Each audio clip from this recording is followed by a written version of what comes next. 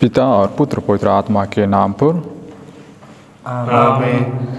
प्रभु आप लोगों के साथ हो और आपके आत्मा के साथ भी।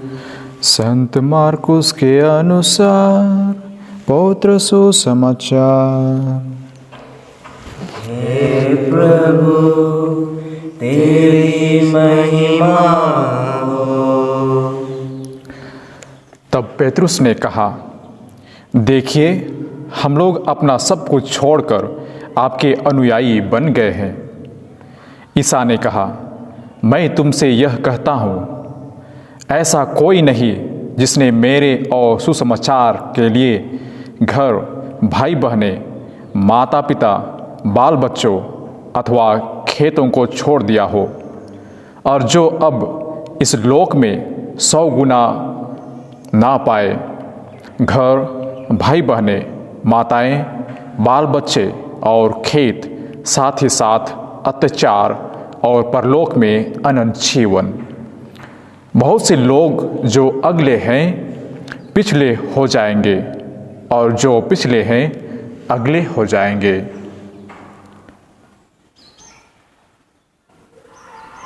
प्रभु का सुसमाचार। हे क्रिस्त तेरे स्तुति हो। ख्रिस्त में मेरे प्यारे भाई बहनों, माता पिताओं एवं नन्हे मुन्ने बच्चों, आज के पाठों में बहुत ही सुंदर शब्दों द्वारा हमें बताया जाता है कि हम सबों को कैसे ईश्वर के शब्दों में विलीन रहना है, उनके साथ रहना है। आज हम सबों को ख्रिस्तीय जीवन जीने के लिए, एक उनके अनुयायी बनने के लिए हमें उदार, त्याग और पूर्ण रूप से हमें स्वतंत्र जीने के लिए सिखाती है। यदि हम आज के पहले पाठ में गौर करेंगे तो आज के पहले पाठ हमें बताती है कि यदि हम आज्ञाओं का पालन करते हैं तो हम शांति के बराबर उन्हें बलिदान चढ़ाते हैं। उसी प्रकार यदि हम लोग परोपकार करते हैं तो हम अन्न बलि चढ़ाने के बराबर हम करते हैं। उसी प्रकार यदि हम सभी लोग भिक्षा दान देते हैं तो वह धन्यवाद बलिदान चढ़ाने के बराबर होती है। और बुराई का त्याग हम करते हैं तो वह प्रभु को प्रसन्न करता है। और यदि हम सभी लोग अधर्म से दूर रहते हैं तो वह प्रायश्चित करने के बराबर होती है। इसलिए हम सबों को कहा जाता है कि खाली हाथ प्रभु के सामने मत जाओ। मतलब जब कभी भी हम ईश्वर के पास जाते हैं तो हमें कुछ ना कुछ उनके लिए लेकर जाना है, हमें त्याग तपस्या करना है। तब हम यीशु को या तो हम ईश्वर को धन्यवाद देंगे, हम अपने रूप से हम कुछ ना कुछ उन्हें प्रदान करेंगे। उसी प्रकार आगे के वचन कहता है, यदि धर्मी लोग चढ़ावा वेदी पर देते हैं तो उसे शोभा देता है। यदि हम अपने आप में सोचते हैं कि हम धर्मी व्यक्ति हैं तो हमें वेदी पर बलि चढ़ाना है, वह शोभा देता है। जो धर्मी अपने आप को मानता है, यदि वह कुछ देता है ईश्वर को तो वह शोभा देता है उसे। यदि हम सभी लोग चाहे कि ईश्वर के समक्ष यदि हम कुछ करना चाहे तो हमें कुछ ना कुछ वेदी पर चढ़ाना है। जिस प्रकार हम सभी पढ़ते हैं जेम्स, या तो हम हिंदी में कहते हैं याकूब के पत्र में अध्याय 2 पद संख्या 18 में लिखा गया है कि और ऐसे मनुष्य से कोई कह सकता है तुम विश्वास करते हो किंतु मैं उसके अनुसार आचरण करता हूँ। मुझे अपने विश्वास दिखाओ जिस पर नहीं चलते, और मैं अपने आचरण द्वारा तुम्हें विश्वास का प्रमाण दूंगा।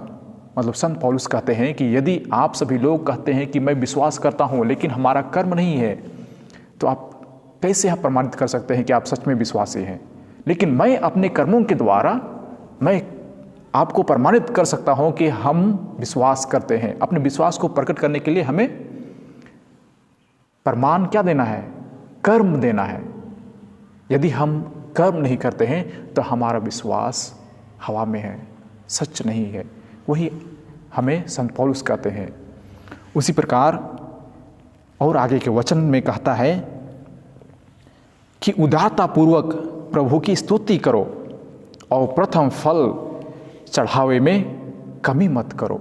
यदि हम सभी लोग कभी भी अपने जीवन में कुछ नई चीज़ पाते हैं तो हमें ईश्वर को धन्यवाद देना है, क्योंकि हम सभी लोग जानते हैं और पढ़े भी हैं लूक के अध्याय 5 पद संख्या 14 में, जब कोढ़ी यीशु के पास आकर पूछता है कि हमें चंगा कीजिए, तो यीशु ने उन्हें चंगा किया। चंगा करने के बाद यीशु ने उनसे कहा कि किसी से कुछ ना कहो, और उसने आदेश दिया, कहा जाकर अपने को याजक को दिखाओ और अपने शुद्धिकरण के लिए मूसा द्वारा निर्धारित भेंट चढ़ाओ, जिससे तुम्हारा स्वास्थ्य लाभ प्रमाणित हो जाए। मतलब हम सभी लोग जब ईश्वर की आशीष पाते हैं तो हमें ईश्वर को धन्यवाद देना है और भेंट चढ़ाना है जो मूसा द्वारा निर्धारित की गई है। वही कहा जाता है हमारे पवित्र वचन में। और उसी प्रकार और एक बहुत ही महत्वपूर्ण प्रवचन कहता है कि हम सभी लोग प्रसन्न मुख होकर दान चढ़ाया करें और खुशी से 10 मास दें। हम सबों को प्रसन्न मुख से, हंसी खुशी से हमें दान देना है, और खुशी से हमें कितना दान देना है? 10 मास। 10 मास मतलब क्या होता है? 10 का अर्थ होता है 10 मास, मतलब जिसे हम इंग्लिश में कहते हैं tithe. We need to give tithe to the church. उसका मतलब होता है कि हमारा जितना भी आमदनी होते हैं उस आमदनी का 10% हमें ईश्वर को देना है। बहुत सारे धर्म में ऐसे ही लोग दान देते हैं। अपने जितने भी आमदनी होती है, इनकम होती है, उसका 10% हम ईश्वर के नाम पर चढ़ा देते हैं। वही हमें बताया जाता है। यदि हम उदारतापूर्वक जीना चाहते हैं तो हमारा जितना भी आमदनी होती है, कम से कम कुछ प्रतिशत हम ईश्वर के नाम पर रखें, उनको हम चढ़ाएं। ठीक उसी प्रकार आज के सुसमाचार में भी वही हम सुनते हैं कि जब पेतरुस यीशु से पूछते हैं कि हम तो सब कुछ छोड़ दिए हैं, लेकिन इस छोड़ने के लिए हमें क्या मिलेगा? और यीशु ने साफ शब्दों में कहा कि जितने भी लोग अपने माता पिता, भाई बहने, खेती बाड़ी, अपनी वाइफ, जितने भी हैं ना, सब कुछ छोड़ के यदि हम उसके पीछे चलें तो मैं आपको इतना कह सकता हूँ कि आप 100%, 10% नहीं लेकिन 100% आपको भाई बहनें मिलेंगे, माता पिता मिलेंगे और बाल बच्चे मिलेंगे जब आप अत्याचार सहेंगे, और परलोक में अनंत जीवन आपको मिलेगा। वही है। यदि हम उसे समझना चाहे तो कहा गया है कि यदि आप सच में ईश्वर के लिए और ईश्वर के वचन के लिए यदि आप सब कुछ छोड़ दिए हैं तो जब आप दुख तकलीफ में रहेंगे तो आपको उससे ज़्यादा मिलेगा। मैं उदाहरण देना चाहूँगा। जैसे हम सभी लोग जानते हैं हमारे पुरोहिताई जीवन, हम क्यों फादर कहते हैं? फादर कहने का मतलब क्या होता है? कि सबके पिता।